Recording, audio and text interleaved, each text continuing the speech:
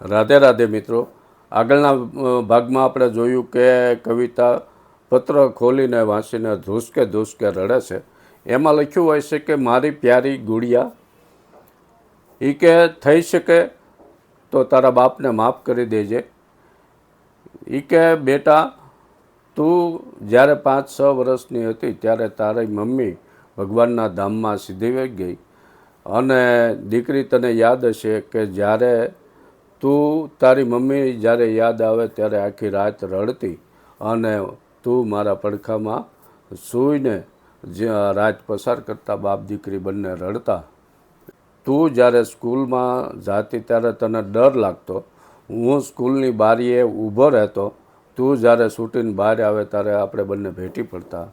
દીકરી, તું કોલેજમાં આવી, તારા ફ્રેન્ડ સર્કલમાં તું રાતે ડિસ્કોમાં જતી, મોડી રાતે ઘરે આવતી, ક્યારેક ક્યારેક તું ન પીવાનું પીને પણ ઘરે આવતી, છતાં મને એવું લાગતું કે આ ઉંમરમાં છોકરા છોકરીઓ આવું કરતા હોય તો મેં સોસાયટીમાં કોઈ તને કાંઈ ન કહી જાય એ માટે હું આડી દિવાલ બનીને ઊભો રહેતો। દીકરી, કાંઈ પણ થાય, કાંઈ પણ કામ હોય તો તું મને અડધી રાતે જગાડીને મને તું એ વાત કરતી, પણ દીકરી તે આવડો મોટો જિંદગીનો મેરેજનો નિર્ણય લીધો, તે મને એકવાર પણ ન પૂછ્યું।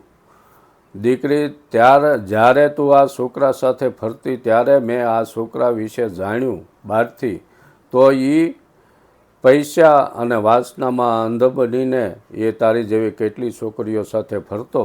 એ પત્ર વાંચે છે અને દીકરી ધ્રુસકે ધ્રુસકે રડે છે, અને ત્યાં એના મોટા પપ્પા આવી જાય છે। એ કે કવિતા, એ કે તે જે રેસ્ટોરન્ટ ચલાવે છે અને જે ઘરમાં રહે છો, એ પૈસા મેં નથી આપ્યા, તારા પપ્પાએ મારા થ્રુ તને મોકલાવેલા છે, એટલે એ બધું એણે આપેલું છે। અને આ જે મકાન છે અને થોડી જાજી જમીન છે એ પણ તારા નામે તારા પપ્પા કરતા ગયેલા છે, કારણ કે સંતાન ગમે તેટલા ખરાબ કેમ ન હોય, પરંતુ મા બાપ ક્યારેય ખરાબ નથી હોતા।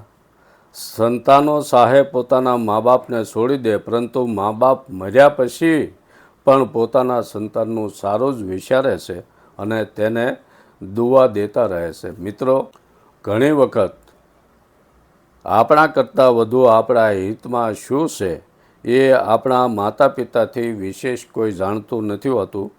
બસ આ એક વાક્ય આખી જિંદગીભર યાદ રાખજો અને કાયમ પોતાના માતા પિતાને આદર કરજો।